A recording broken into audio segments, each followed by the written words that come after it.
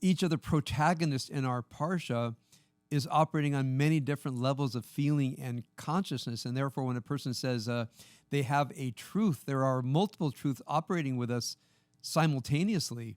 And, so therefore, what does it mean to think and to be true and to be authentic? It's that swirl that the poem talks about. So, yes, it does actually name the parsha, and I'm going to probably cite this poem tomorrow when I discuss the parsha.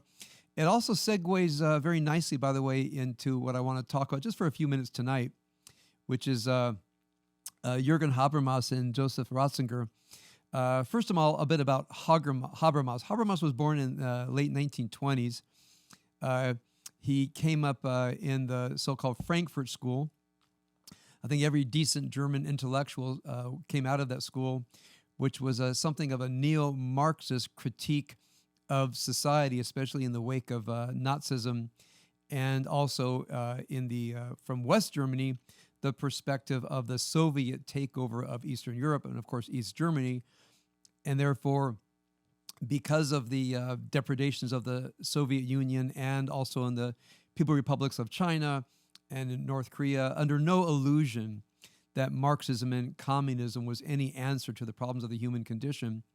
So for them, Marxism, I'll say neo-Marxism, more meant, as we see in the title of one of Jurgen Habermas's most important books, which is Knowledge and Human Interest, saying something right out of the tradition of what I'll call the Marxian theory, as opposed to as economics and idea of revolution and the ideas of Max Weber, is that what we claim to know.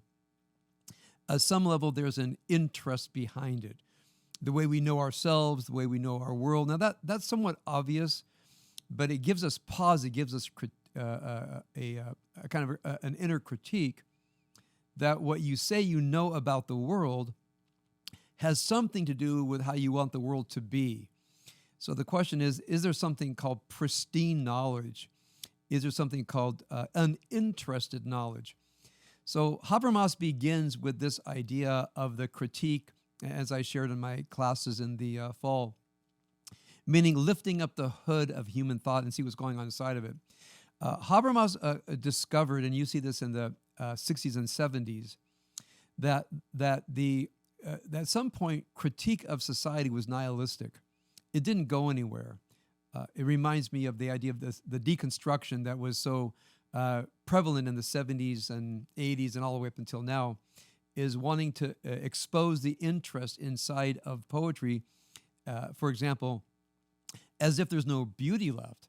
So the question is, can one critique artistic production and understand whatever interest might be there, but at the same time appreciate there's something called beauty?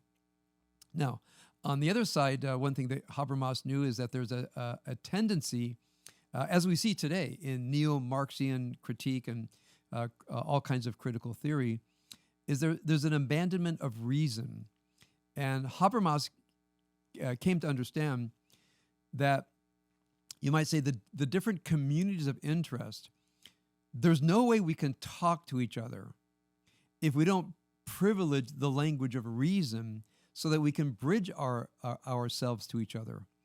So Habermas abandoned the idea that somehow reasoning language itself has an interest. Habermas, as it were, in my mind, walked back from the brink of critical theory and said, there is a language. He wrote a book called Theories of Communicative Discourse. There is a language with which we can talk with each other. But Habermas, by the way, somewhat like this poem, saw communicative discourse. I mean, what democracy and democratic institutions allowed was a mutual kind of psychoanalysis. So Habermas was a social theorist who was also very influenced by the movement of psychoanalysis, which is, we don't know who we are. There are layers and layers of humanity. And just as the human being sometimes comes to know oneself through the disciplined and compassionate inquiring of the psychoanalyst, in society, we are in a way each other's psychoanalyst in the pure sense of the term, we are helping another person break down their psyche. So ideally, in the communicative discourse of democracy, which is filled with respect for the humanity of others, again, we don't, and my strong criticism of those who begin discourse with attacks and name calling and dehumanizing others before we've allowed to hear their story, even if we don't like them, if we don't think well of them. It is a human being with a psyche, and they deserve a hearing, even if we disagree. We're in this thing together. I want to share with you one of the most important things I learned from my Ulpan teacher back in 1980, 81 in Israel. I arrived there with a strong attitude against what is called kfiyah datit, religious coercion. And when I thought I wanted to be an Israeli Reform rabbi, I wanted to join the fight against every form of Orthodox coercion of Israeli society. And I thought the job of the Reform rabbinate was to fight against the Orthodox. And when my Hebrew became good enough that I could talk about it, my Ulpan teacher said, what are you up to? Why are you here? What's your interest? And I shared with her, and she looked at me and she said, they're not our enemies. This was a completely secular woman. She said, they're not our enemies. We don't hate them. She said, from our perspective, Judaism wouldn't be alive if it were not for the Orthodox. They preserved it generation after generation after generation. The Bible that we Israelis revere, who preserved it all these years? We may not like their law, but where would Judaism be if they didn't preserve it? She says, we rely on the Orthodox to keep the tradition alive, the very tradition that we don't practice. We rely on them to keep it alive, so that when we do need to know what the Talmud says and what the Midrash says, what the law says, there's somebody there. And in that 5-minute conversation, it was an enlightening conversation for me, because I think like we see today, many people, I guess it really distresses me. People call the Orthodox fascists for believing what they believe in. I don't think that's right. Like, I don't believe what the Orthodox believe, but I'm not going to call them a fascist for believing it. I'd rather engage. So Habermas encourages, and very much like your poem, Shanti, part of what society is swirls of meaning, are paradoxes. And when we lock ourselves into that there's one dominant narrative, there's only one way to think, whether you're left, right, or center, we lock ourselves into our narrative, and just like the inner life of the human being is swirls of meaning, society is swirls of meaning. And Habermas advocated that we engage in the communicative discourse that only democracy allows. I mean, democracy with its freedom, it can be the freedom to attack others and defame others and insult others, but it actually might be the freedom to be interested in the psyche of others. Now, this is where his conversation with what was then Cardinal Ratzinger was important.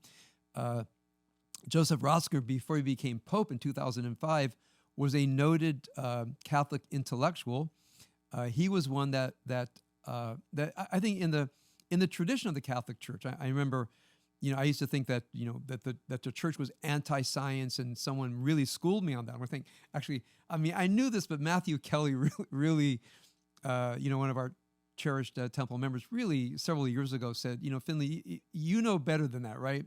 And he reminded me of how much the medieval Catholic Church was invested in science, that the theology departments were the origins of science departments, how much theologians saw science as a way to understand the mind of God.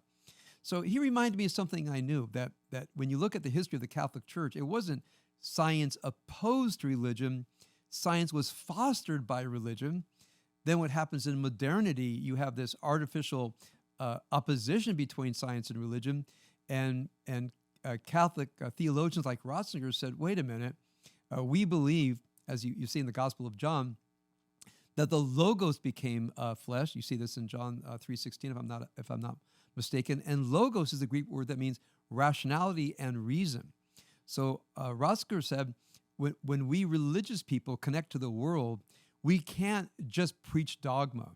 We can't just preach our fideistic convictions. we have to communicate to the world through reason and reasonableness if we're going to connect to the lives of those who don't, share religiosity or our faith in particular.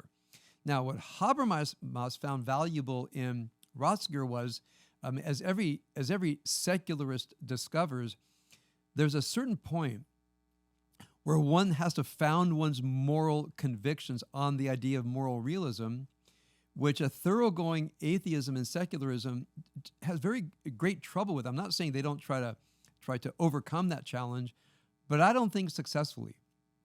I think one has to posit moral realism, some kind of natural law, that there really are better and worse answers to moral questions, and try, as Habermas might in the Kantian tradition, at some level, those are foundations of sand when you try to say there are really better and worse answers to moral questions. So Habermas was really interested in dialoguing with the most notable religious intellectual of his time in Germany, Joseph Ratzinger, if I have his name right.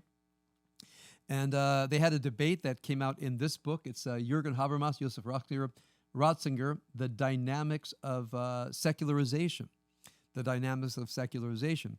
Now, I have several books that are 3 times the size of this book on Habermas and Ratzinger. It produced a really interesting debate trying to overcome this supposed opposition between religion and faith. From Ratzinger's perspective, Catholicism, Christianity, religion is based in logos, which is reason and reasonableness, as is the Enlightenment.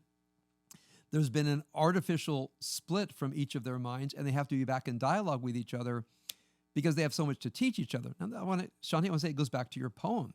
On one hand, one can be a person of faith. That does not mean that one does not have reason, that one does not believe in science, mathematics, physics, the natural sciences. But as I have a great love for a lay person's understanding of science, as I watch, for example, my recent video I've watched many times in a row called Redefining Reality, we're down to quarks, randomness at the subatomic level, and the person giving the lecture is already mentioning that many of I did not know this until this week, that many of the physicists back in the 30s and 40s who were developing quantum mechanics and subatomic physics themselves had discovered Buddhism and Hinduism.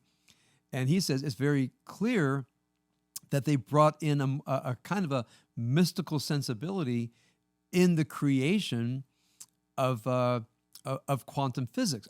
I did not know that people like Bohr and others had this sensibility.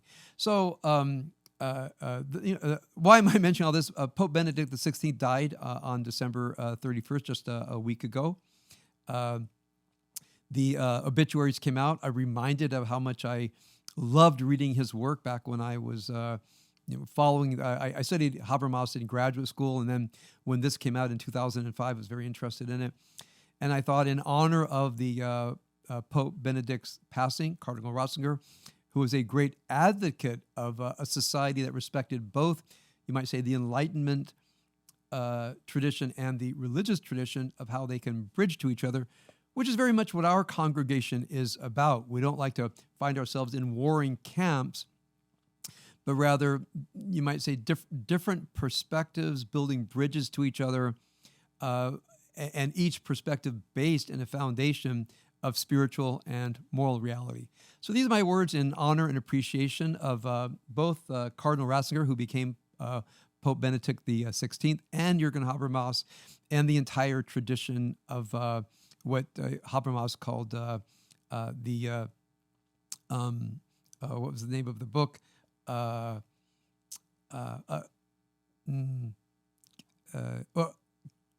I just mentioned it, the communicative discourse, the process of communicative discourse in a democratic open society.